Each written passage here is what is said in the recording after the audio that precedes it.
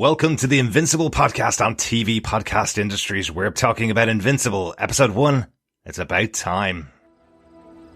I know this is a lot to take in at one time, but you're half Viltrumite, son, and you're getting older. Things are going to start to change for you in a few years as you hit puberty. You're going to get acne. Your voice will start to crack as it begins to change.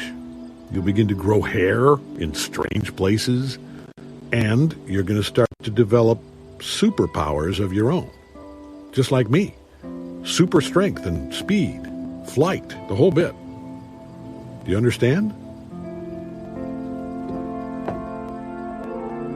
I'm going to be able to fly? Yes, son. You're going to be able to fly. I'm going to be able to fly.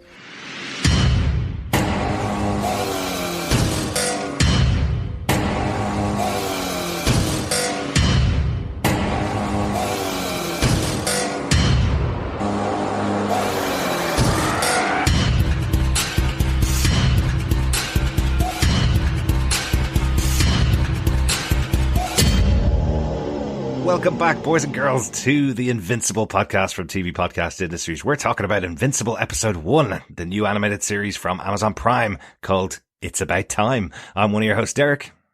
And rounding out this dynamic duo, I'm Chris. Excellent, Chris. Yes, normally Chris rounding out our trio of Chris, Derek and John.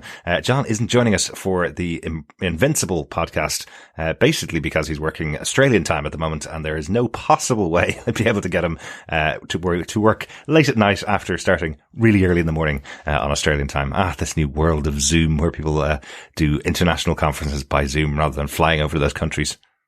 Yeah, it's not fun. Nah. Like, unless you're Omni-man and you'll be able to get there in a couple of seconds. You know. He does fly to Italy for that perfect pizza and gets back while the cheese is still bubbling. Love it. Just in time. Love it.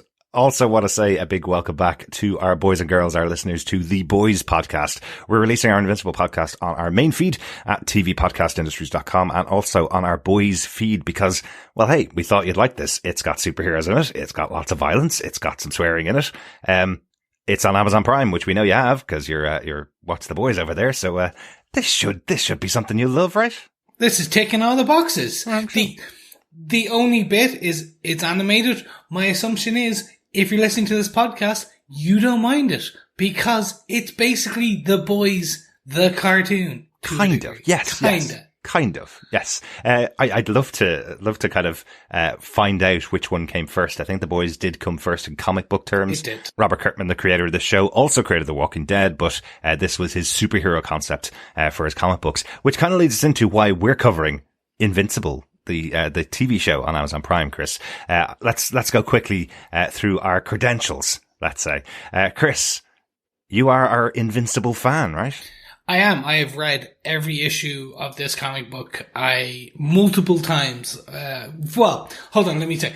I've read the first couple of arcs multiple times. Okay. And then from start to finish 3 times. And we're talking about 100 and something issues now. Mm-hmm. Like, it went a while. Yeah. And it goes places.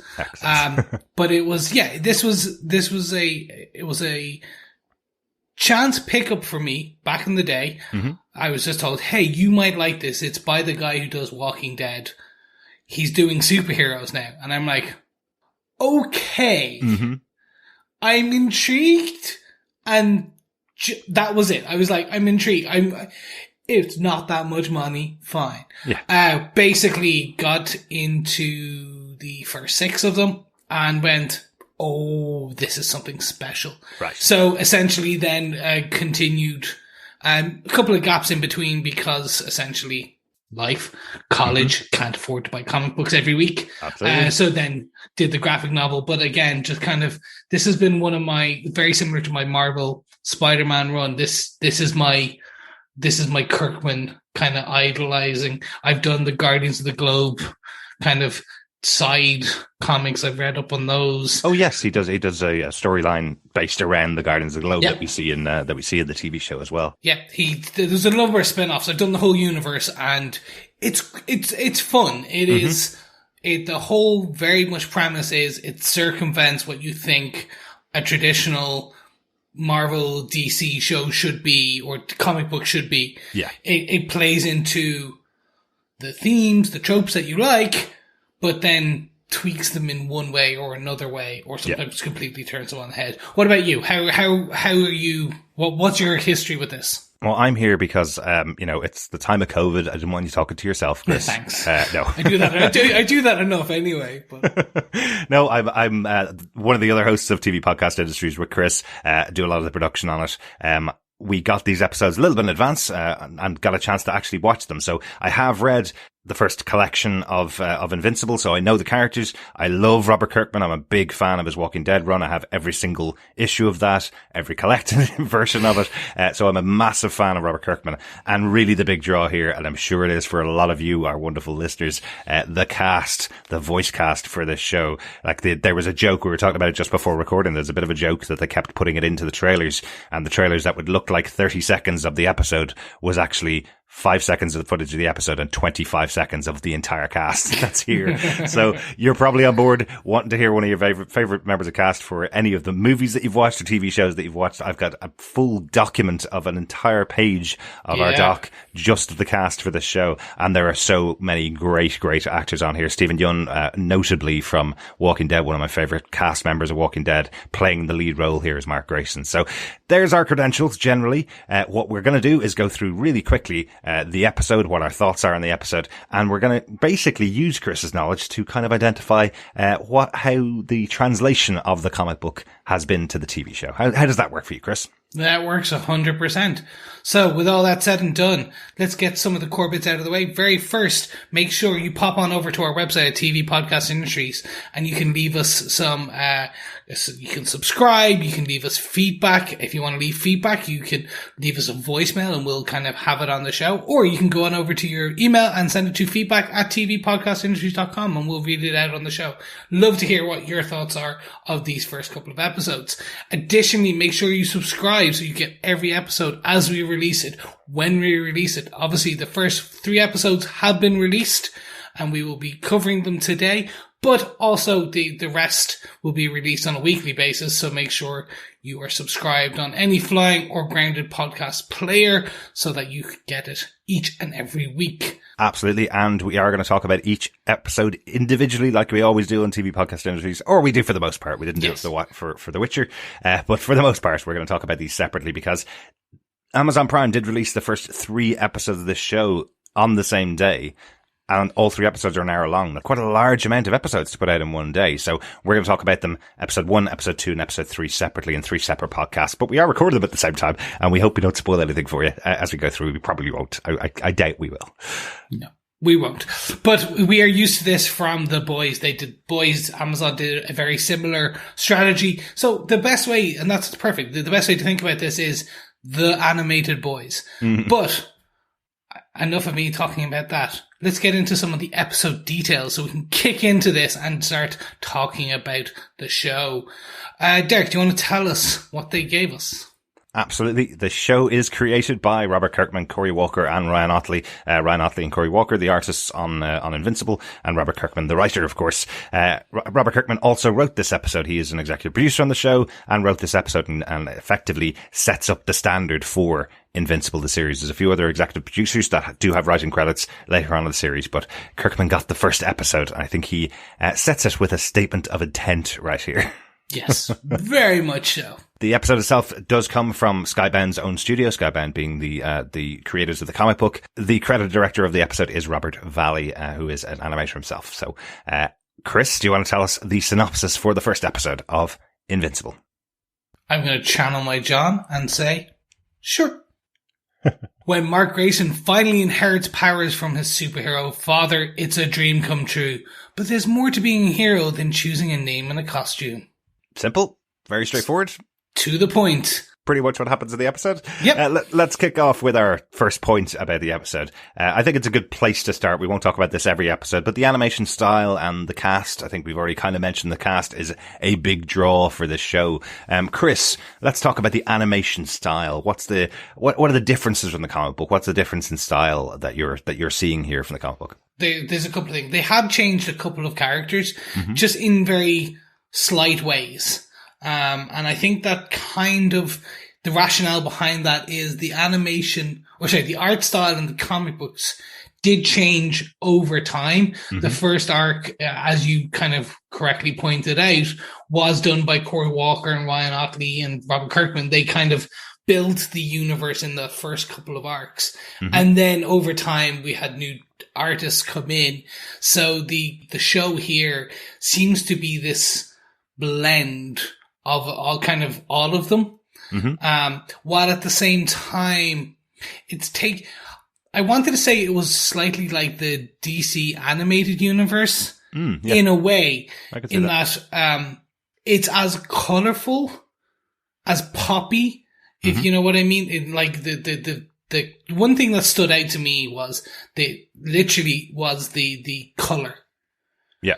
How yellow the yellow is and the blue in Invincible's costume. Yeah. That was the bit that kind of got me. I was expecting maybe muted. I don't know. Maybe it's just because I got off Snyder Cut and I'm just expecting everything to be dark and dour and like dark. But no, that was the one thing. Again, it's a comic book though, so this was a very interesting. I haven't seen a lot of these translated as faithfully, if you will. Right. Yeah.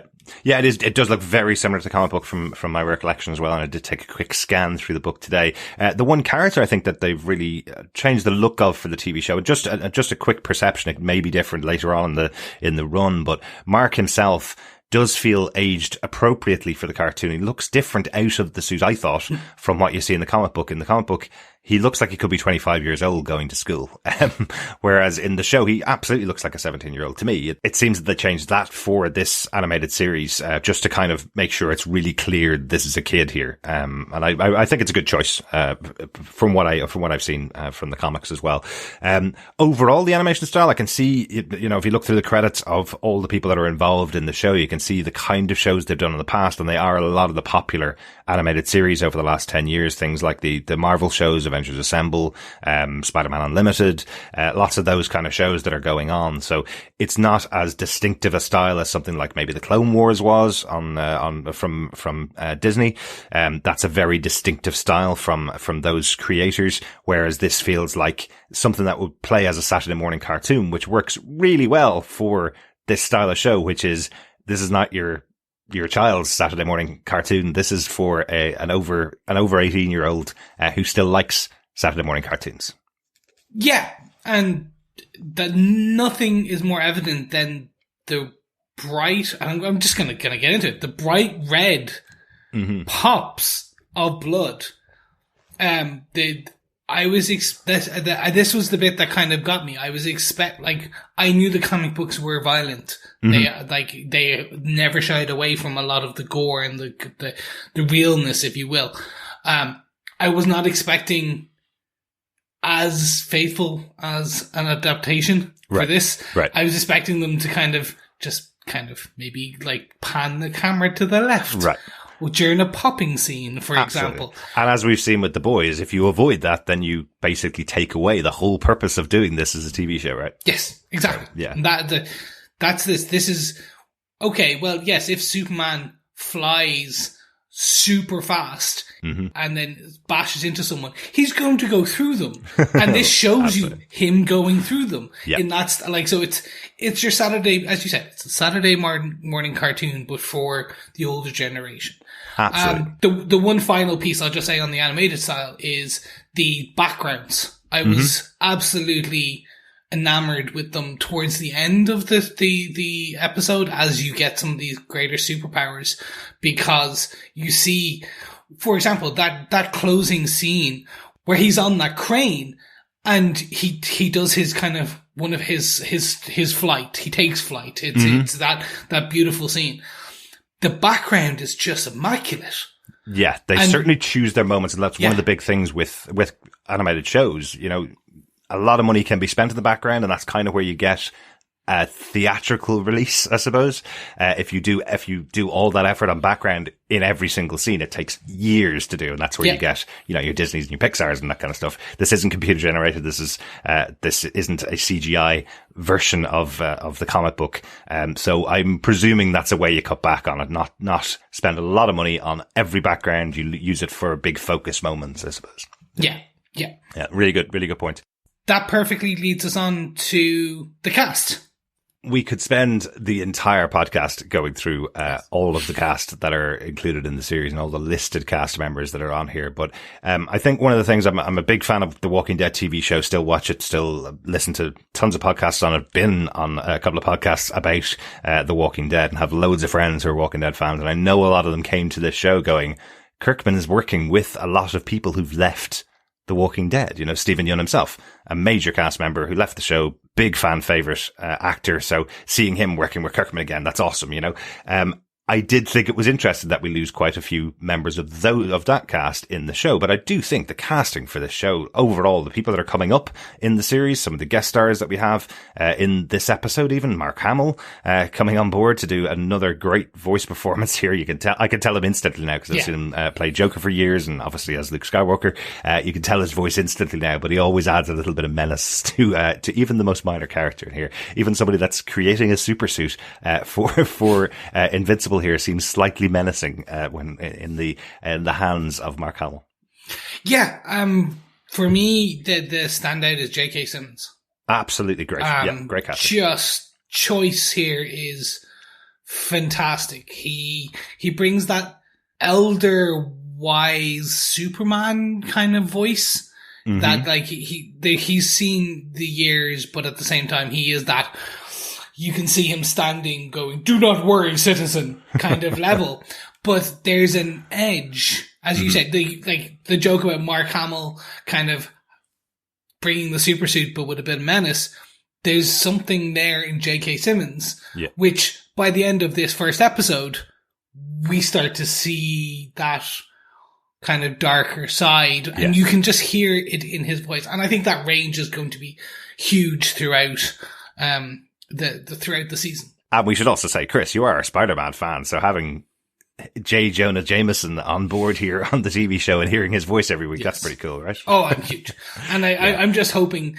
So this is one of the ones. So in Invincible, there's a lot of sly nods and winks to DC, to Marvel, to Image Comics, and all the other universes. I'm very interested to see if they do some of those in this. Yeah, maybe. Maybe you can certainly tell from the introduction of the Guardians of the Globe, you can tell exactly who they're based on from DC Comics for the most part, especially after just watching 4 hours of the Snyder Cut last week. Yes. You can definitely go, okay, well, I know exactly who that is, and that. Really good. Yeah, I think the core cast, as we said, Stephen Yeun, J.K. Simmons, and Sandra Oh as the core family in here. There's a great dynamic between all three of them. I love how Sandra Oh plays Debbie Grayson, Mark's mother, where she very much has been dealing with a superhero in the family for decades, and now she has to deal with a son who's getting superpowers. I love how she handles that relationship. I think it's a really good core cast for those central three roles. Yeah, I love Sandra. She's great. Really, she is. But that's not all. As we get into the other episodes, they have announced, as you said, they announced some of the cast well ahead. So it's only going to get better as we go deeper into this series. Exactly. Well, that is the hope. Absolutely. Speaking of which, let's go deep a little bit into this episode. Let's talk about the story. As we mentioned, Saturday morning cartoon for adults. The general story for this episode is the 17-year-old son of Omni-man, seemingly the most powerful superhero on Earth, is waiting for his superpowers to kick in. He gets the Kryptonian talk. Effectively, but this time from the actual Kryptonian. His father is from another planet and telling him all about the fact that at some point in the future, he will develop powers and become a superhero. I really like this fairly straightforward origin story. I like that this is where our breakout point for these characters is going to be. He's effectively told at about 8 years old, I think it is, that you're old enough now. You're going to be someone that will have superpowers. You'll be able to fly in the future. And where we catch up with the character of Mark is 9 years later, he's been waiting for that moment that he's able to fly. So I kind of like that idea of having the superhero in waiting. He knows it's going to happen at some point, but he's kind of been waiting for it for all of these years. I think it's really interesting. Yeah, it's that fun take on, well, actually, his dad's going, well, you're going to start puberty soon. You're going to get hair in places you didn't have before. And when you jump off this roof, you're going to be able to fly. Mm-hmm. So just take it in your stride. This is the history of my people. This is why we do it. Yeah. And then, it's that then fast forward nine years and you're like, he still hasn't got it. He's still having problems. And you're like, it's going to happen. So any day now. And we get that you get that comedic element from Kirkman. Mm-hmm. Which is one of the reasons I love this series. I love the writing from the comic books, and it starts to translate into this. Is that scene where he's jumping outside his house? Yes, absolutely. And you see the mailman looking at him, and he's just like, no. Hello. And it is that kind of like if you were the son of Omni-man, and you were like every day you'd be like, okay, try it out. No, okay, try it out. No, okay. Maybe today I won't have to walk to school. Yeah, yes. I like it, and again, a very perfect choice for it. The idea that he's gone through basically the entirety of his puberty. He's getting to 18 years old, the point when your puberty is supposed to finish up, and that's the point he gets his superpowers. He should have gotten them much earlier. We hear that kind of conversation from Omni-Man that maybe he's way too late here. Maybe he's getting these much later than a person on our home planet of Viltrum would have gotten their powers. Yeah. So maybe he's too late to train. So I kind of like that element of it. I like that he's going through the challenges that we see with Spider-Man. It'll be very similar to this character where he's getting bullied in school. He has he's fighting with the school bully, let's say, not very well, getting beaten up. And that's the first indication that he's got these powers as he goes back to the school bully and takes punches from him. This is another really interesting thing about this character, because so far we don't really know too much about his superpowers in the first episode, but what we do know is that he can sort of fly, he can't land, but he can take punches. He can be hit, how he'll use that in the future, how will all the rest of his powers manifest, we'll see that as the show goes on. But I do like in this first episode that it's all about him being able to take a punch rather than being able to do all the superhero things, really. It's kind of the fun element of it. Yeah, and it's that, this is what, it's literally that. It's as his powers develop, as he starts to develop, you do see this kind of, when he gets hit by the third punch and he doesn't flinch, that's when it goes, oh, this is fun. This is what now you can see him it's all starting to click in his, again, it's animated. So I can't say, Stephen, you're able to see when Stephen, it clicked in his brain. No, they showed it very well in the style. Yeah, absolutely. Absolutely. One thing I'll very quickly call out is as he becomes his new nom de plume, he leads to choosing his name, his superhero name, which becomes his costume. Yes. I love that it's basically the very end scene, or just before the end scene, is him about to say his name. And it cuts to the logo. I've got 37 minutes into the show and he says, I am...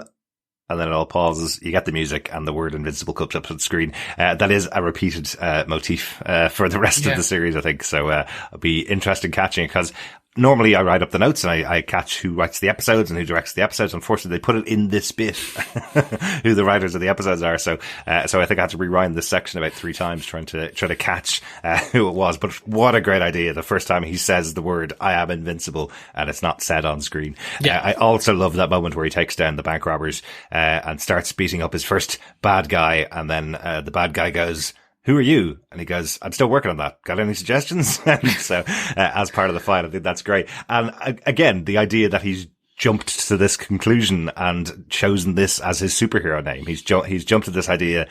I guess I can call myself invincible. It seems massively presumptuous for a 17-year-old first time out of the gates as a superhero to call himself invincible. That seems like you're asking people to come attack you, doesn't it? Yeah. And also you're assuming that you are. We've already seen he gets hurt. He does. He slams into the ground when he's trying to land, quote unquote, a few times, and he's like, oh. Yeah. But he's getting used to it, so it's okay. yeah, exactly. You just, as a 17-year-old, you always feel invincible. And I think that's the fun part of it. It's, you see, this whole episode is the origin of Mark Grayson, or Invincible. And you see the origin of his costume for when he first fights those bank robbers in terms of the color schemes. You see the option, like, you see the origin of the name, you see the origin of his powers. And, okay, it's an hour, but they have, in my opinion, they set up the universe, or they set up the universe, they set up the world, and they set up where this is probably going beautifully in the first episode. Yeah, I totally agree. They are quite big. All 3 episodes do feel like they have what would traditionally form 3 episodes of an animated series. They are putting a lot in there, but I was really surprised. I don't know why. I've since gone back and seen the Instagram account and the Twitter account for Invincible, all the trailers, all that kind of stuff, and they've always said it's an hour-long TV show. I was completely surprised. I thought it was half hour. So when I was watching it the first time, I was going, this should be ending here. This should be going on to episode 2 here at some point. But it is a full hour-long show where you're getting lots of movements and lots of really deep information about all of the characters that are going on. Anything else about the story from the episode, Chris? Before we get to the moment that obviously we want to talk about, because it's the big moment for the episode. Nothing major. I again just like how they introduce the kind of main players. And they start to so one of the best parts for me is the opening of the universe with the 2 guards talking, because you get to see this the human element, if you want to call it that. Yeah. Of what if you were a security guard for the White House in a world populated by supervillains and superheroes, and you're a human. That's you don't have unbreakable skin. Like, what are you gonna do to stop them? Nothing. And I like that little through line. It's fun. Yeah, you're totally right. That idea of just step away, let them deal with it. This is the White House. They've got the powers. And you even see Red Rush coming in and saving the 2 security guards first, moving them out of the way before they get on with their fight. I think that's really good. That kind of introduction to the Guardians of the Globe really does feel like something out of the Justice League cartoons. It really does feel like something out of that universe where you have them all coming in. They're all shouting each other's names. Each one of them are showing off their powers, showing off what you think the show is going to be about. This League of Superheroes and all their superhero powers. I think that's it for the story, so we can go out and talk about the Guardians of the Globe themselves and what happens. This show stating and stamping its intent right there on the screen towards the end of the episode. I had read the comic books, as I said, but massive shocker that they went this far in these final scenes to be very clear with you about what you're watching is what I felt. As you say, the introduction to all those characters at the start, you do think, as is in most animated shows, these are going to be maybe background characters, or Invincible will step up and join the Guardians of the Globe at some point in the future and join this team that we see on screen, because there are analogies to Superman, there are analogies to Batman, there are analogies to Aquaman in this team here. So you're kind of going, oh, okay, right, I see where they're going here. Yep. And then they all get the call back to their headquarters. Omni-man arrives, and it's very clear Omni-man is not a member of the Guardians of the Globe. He joins up, helps them out, saves or wins the fight. In fact, earlier on with the White House attack. So very clear that he's not a member of the team. He comes in and helps, or comes in and actually does the battle, but he's not a member of their team. Yeah. So he does arrive also at HQ, and then we get exploding eyeball of Red Rush as our first massively brutal moment. Close up in animation, close up camera, I suppose, to this crushing head with 2 exploding eyeballs, which is, I think, massively shocking for this show. What did you think, Chris, of this interpretation on screen? I love the interpretation. When I talked about, I thought with the animation style, I thought they may pan away. Mm-hmm. I don't know why. Like, I had seen some elements of blood in the trailers, right. But they went, as you put it so elegantly, this is the statement of intent. This is them planting their flag. Like, this is not your grandma's superhero show. Yeah. This is not your daughter's or your son's or your kids' TV show. This is yours. This is over 18. This is a mature adult comic book based cartoon. Hope you got the kids out of the room before that scene. Yeah, pretty much, because it's okay. So putting it, this is following the comic books quite well. Again, it's condensing certain parts and kind of expanding others, but essentially this is from the comic books, and I wasn't expecting this now. Right.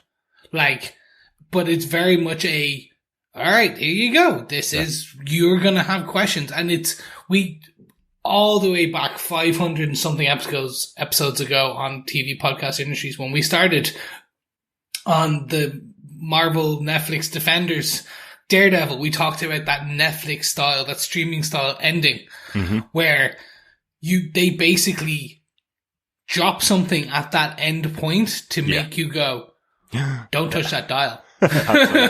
Absolutely. And that's what this is. This is like, you just want to go, oh my God, like, okay, I've got another hour. I want to know what happens. Yeah, exactly. And it's a great way to signal that intent. Yeah. Because, again, a lot of the exposition about what's happening for Mark is coming from Omni-man. Everything that he's saying that's going to happen in the future for Mark is coming from what he told Mark when he was growing up. Yep. And suddenly this makes you question, hang on a second, who's this guy? What's he just done? Is he under the control of somebody? Is that what's happened? And, in episode 2, where we find out that there's a villain that's been able to take over this supremely powerful being, what's going to happen in the future? They even question it themselves. The team, the Guardians of the Globe, even question it themselves. Is that what has happened to their ally here in Omni-Man? But I suppose let's quickly talk about who we lose in the scene. We lose War Woman, we lose Green Ghost, Martian Man, Red Rush, Darkwing, and the Immortal and Aquarius are the characters that we lose in those scenes. Those are characters played by basically the cast of Walking Dead. We have Lauren Cohen, Sonequa Martin Green, Chad L. Coleman, Michael Kudlitz, Lenny James, and Ross Marquand, who plays both Immortal and Aquarius. So all of these characters from a show that Kirkman worked on for years, all coming on board for this episode and all gone. I must say I did recognize pretty much every one of their voices. They're all quite recognizable if you've watched a couple of hundred episodes of the show. It's not even 100 yet, to be honest, but if you've watched 10 seasons of the show, you'll recognize pretty much every one of those actors. But really interesting that's who's taken out in this big scene. Yeah. But I think I think this was a nice thing. I think that, apparently Kirkman is a great person to work with, I should say, sorry, not for. But so this is that kind of the only one I was expecting, and he may come later, or it could be because conflict and kind of filming and stuff, but Norman Reedus. He's the odd missing person right now. I wouldn't be overly surprised if it turns out he has a cameo later on. Maybe. He's got a lot on, though. He's got about 3 TV shows going. He's got his own spin-off of The Walking Dead coming soon as well. So, I love the idea of, hey guys, anybody want to come over and work on my animated show? All you got to do is record for a couple hours. That's all you need to do. And then we're going to kill you off by the end of the first episode. Come on, join me. I think that's really It's cool. Not that bad. Come on. You're going to enjoy this. Let's do this. But as we mentioned earlier on in the cast, there are so many amazing people coming up on the series for the rest of the show. I do love this scene. I think this is a massive shock and a great way to keep me invested in going into the next episode. As you say, Chris, I think you're absolutely right there. Anything else on the overall story or anything else on that scene that you want to talk about? Just on the scene, it was just longer than I expected. Again, I thought it would be I use the term a bit too much, but a wham bam thank you ma'am. It was going to be. You use that too much, Chris. I do. It's almost going to be like, okay, it was going to be the first eye popping kind of scene, and then that was it, and then they'd cut. Yeah. Because they'd be like, oh my God. But no, they play it. Come back to everybody dead on the ground or something. Yeah. But it plays out, and you see the brutality, and that was kind of the interesting part for me. You see just the level of blood, gore, brutality of this world. So very happy. So that's kind of it for this. Excellent. What about yourself? Any notes overall for this episode? Just one note, and it's kind of one for the Walking Dead fans. As I said, massive fan myself, but it is in the comic book as well, where you see Mark reading on the toilet and his mom walks into the room. He's reading Science Dog, an in-universe comic book that's in the show and in the comics. But this was referenced in Carl's costume from The Walking Dead. The young kid on The Walking Dead in the first couple of seasons wore a t-shirt with an atomic paw on it, referencing Science Dog. So a lot of fans will know that t-shirt and may not have caught the reference, but I love that it's tied in here, that we do see Science Dog, the comic book, in this TV show. I just thought it was a nice little note on that first episode. Yes. No, man, that's the in-universe one you gotta love. Science Dog is there a lot. It was in all the comic books, but excellent. It was good to see. Excellent. Okay, so with that, Derek, I have to ask you, do you defend Invincible episode 1? It's about time. I think this is a great opener for the season. I'm really excited to see the other 2 episodes, or I was really excited to see the other 2 episodes. I went straight on and watched the other 2. I think it's a really, really good start. An hour-long animation really does have a lot of heavy lifting to do on it when you're trying to introduce a world. Introducing it in an hour-long show is much easier than doing it in a 25, 30-minute show, I suppose. But I think this really tells you what you're going to be watching in the future, and sets up a really interesting mystery there with Omni-man. Who is he? What is his intent? What's his motive? And setting up this new superhero of Mark as Invincible. What's he going to be doing in the future? I think it's a really good setup episode, and I was absolutely ready to watch episode 2 from the minute that closing scene came up. How about yourself, Chris? What did you think of the translation of Invincible from comic book to TV show for the first episode? I loved it. It was not 100% what I was expecting. Mm-hmm. They were a lot more faithful than I expected. Right. And the translation worked a lot more. It's set up in such a way that I was like, I want to see the next. It was such a, I'm using your term because it's the best way. It's a statement of intent, this episode. Mm-hmm. It's like, this is your universe. This is what you're going to get episode after episode. This is why you need to come back. And I feel they did that. I also feel they set it so much that you need to go to the second episode to find out more. Yeah. And I think that's going to, by the end of the 3 hours, that will be the biggest question mark, is how many people go from 3 to 4, 1 to 2, 2 to 3, 3 to 4. They are long episodes. Mm-hmm. They're longer than a 30-minute WandaVision or a 45-minute Falcon and the Winter Soldier. These are beefy. So I'm interested to see the retention. Yeah, absolutely. And you know, I'd say in fairness, the DC animated movies is probably the longest animation. I traditionally watch a kind of hour and a half, 2 hours block of a movie. Hardly ever an animated series that's a full hour long every episode. That's a very rare thing to come by. I can't think of one off the top of my head. So yeah, I think you're right. I think they've done a really good job with this setup. And again, I watched the first episode hour long, and then turned on the second episode, and I was surprised that it was also an hour long. I thought it was like the initial setup episode is an hour and then 2.5 hours. I think partially, again, because all 3 were released in one day on Amazon Prime, I kind of thought that's a big amount of stuff to put out on the table for fans of Invincible. I think it's since a lot of people have been waiting for this for a very long time to be translated from a very successful comic book onto a TV show. I think giving them what they want straight out of the gates is pretty good, and then having something available for them every week for the next 5 weeks is pretty cool too. Yeah, and what 5 weeks. Excellent. So there you go. Ladies and gentlemen, boys and girls, we are at the end of what we thought of Invincible episode 1. It's about time. Please remember to head on over to tvpodcastindustries.com, where you can subscribe and make sure you get every episode of this podcast every week for the next 5 weeks as it comes out. Obviously, we will be releasing the second and third episode later today. Hopefully. If you're,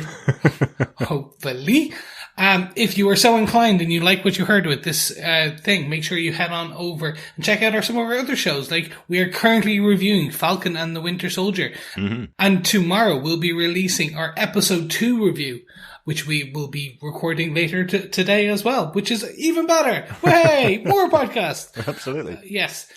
Not only that, we're also covering Pennyworth every week, which is a show over on Epix in the US. So we've got 3 episodes left to go in that series. So lots and lots and lots of comic book coverage, which was the reason why we couldn't fit in our Zack Snyder Justice League commentary, I suppose, or thoughts about the 4-hour epic movie. Spoilers, I loved it. Go watch it if you haven't watched it yet. There you go. It's definitely an epic. It's an epic. It certainly is. It's like binge watching a TV show. So go out and check it out if you haven't checked it out yet. Thanks so much, boys and girls, for joining us. We'll be back in maybe just a couple of minutes for you with our review of episode 2 of Invincible. Here goes nothing. Yes, thank you so much for joining us. Keep watching, keep listening, and keep flying. Bye.